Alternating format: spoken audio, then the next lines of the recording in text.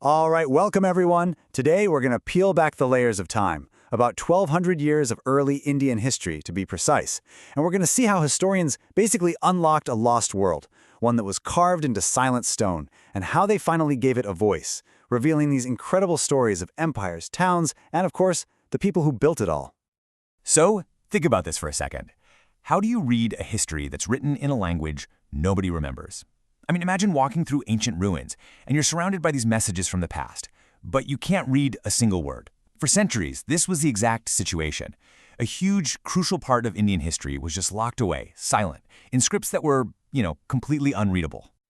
And these messages we're talking about are called inscriptions. Basically, it's just writing that's been engraved on something really hard, like stone or metal.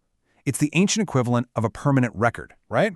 Their official announcements, their monuments, these things were carved onto huge pillars and rocks, designed to last forever. But what good is forever if no one can read it? Without the key, their secrets were just gone.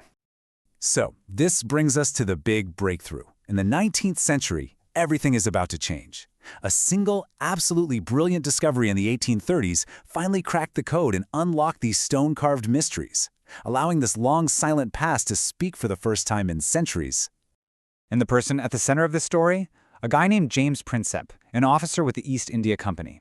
In the 1830s, he managed to decipher the ancient Brahmi script. And this wasn't just some academic exercise. This was a total game changer. Suddenly, the earliest inscriptions and coins could actually be read. And the biggest impact? It confirmed the existence of a legendary king, Ashoka, linking him directly to these inscriptions. Before this, he was almost a figure of myth, known mainly from texts.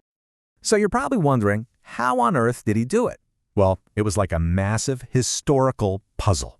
Scholars, including Prinsep, started working backwards. They took letters from scripts they could read, like Devanagari, which is used for Hindi, and compared them to older and older versions. You can kind of see it here with the letter A. By painstakingly tracing how each character changed over hundreds of years, they pieced the ancient alphabet back together, one letter at a time. And just like that, Prinsep's success kicked off a whole new field of study, Indian epigraphy, which is really just a fancy term for studying ancient inscriptions. All of a sudden, these carvings weren't just, cool decorations on old rocks. No way. They were primary historical documents, actual direct evidence from the past, just waiting for someone to read them. Okay, so the code is cracked. The stones can finally talk. So what did they actually have to say? Well, what they revealed was absolutely fascinating. A window into this incredibly dynamic and complex political world that had been, for all intents and purposes, completely lost to history. What became clear is that the 6th century BCE was a huge turning point. It was this era of just incredible change. You see the emergence of these 16 powerful states called Mahajanapadas. You see the construction of massive fortified capital cities. The first coins start getting minted.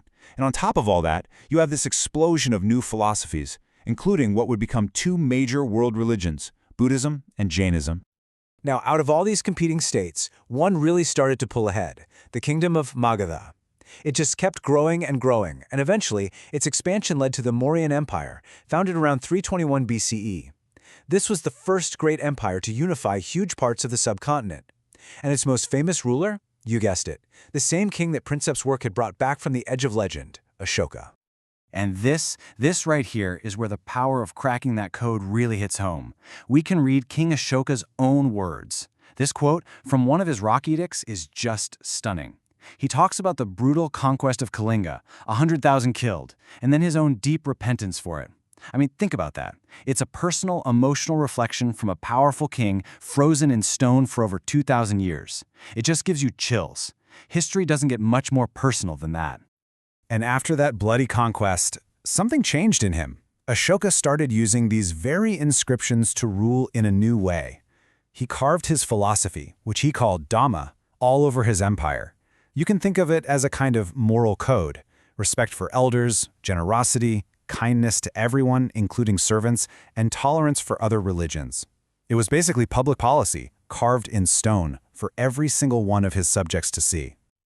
But, history isn't just about kings and empires, right? What about everybody else? Well, these same sources actually give us some incredible glimpses into what life was like far away from the royal court, out in the changing countryside. One of the biggest changes was in agriculture. New technologies were transforming the land. Things like the iron-tipped plow made it way easier to cultivate tough soil. And then there's paddy transplantation. You can see the steps here. It's this incredibly back-breaking process, but the result was a dramatic increase in rice production. And more food, of course, means you can support more people. But this farming boom came with a catch. It created deeper social divides, the haves and the have-nots, basically. Early texts, especially from the Tamil country, paint a really clear picture of this hierarchy. At the very top, you had the Velalar, who were the big landowners. Then you had the Uzavar, the actual plowmen doing the work. And right at the bottom were the Adimai, the landless laborers and even slaves. So yeah, all this new prosperity was definitely not being shared equally. So, what happens when you have all this extra food being produced? Well, it doesn't just stay in the villages. That surplus becomes the engine for something else, the growth of bustling new towns, new cities, and a world of trade that connected India to the rest of the globe. And all across the subcontinent, you start to see these major cities pop up, often along key trade routes. We're talking about places like Pataliputra and Ujjaini. These weren't just political capitals. They were these dynamic, vibrant hubs. They were total melting pots of culture and commerce, filled with everyone from kings and scribes to artisans and merchants. Just imagine the energy in those places. And make no mistake, this was a global economy. We're not just talking about local trade here. Indian goods were incredibly sought after, as far away as the Roman Empire. Things we see on this chart, spices like pepper, fine textiles, pearls, ivory, these were luxury goods that were exported all the way to the Mediterranean. And the Romans paid for them with a whole lot of gold and silver. Okay, so we've pieced together this amazing picture, right? We've got kings, farmers, thriving cities, global trade.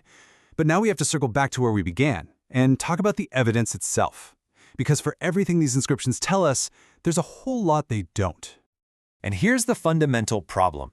The historical record is biased. It's just a fact. What gets carved into stone for all time? Well, it's the big stuff. Royal decrees, grand events, donations made by the rich and powerful. The inscriptions we have almost always tell the story from the perspective of the person who could afford to pay for the carving. And what does that mean? It means the everyday life of the vast majority of people is pretty much invisible. The quote says it all. The joys and sorrows of daily existence just aren't mentioned. The day-to-day grind of a farmer, the worries of a parent, the private thoughts of an ordinary person, none of that was considered important enough to record forever. And that's a huge piece of the story that's just missing. So that really leaves us with one final big question to think about. If our entire understanding of the past is shaped by what a select few chose to record, it makes you wonder, right? What stories from our own time are being left out? When historians 1,000 years from now look back at us, what crucial parts of our world, what essential voices will be missing from the record?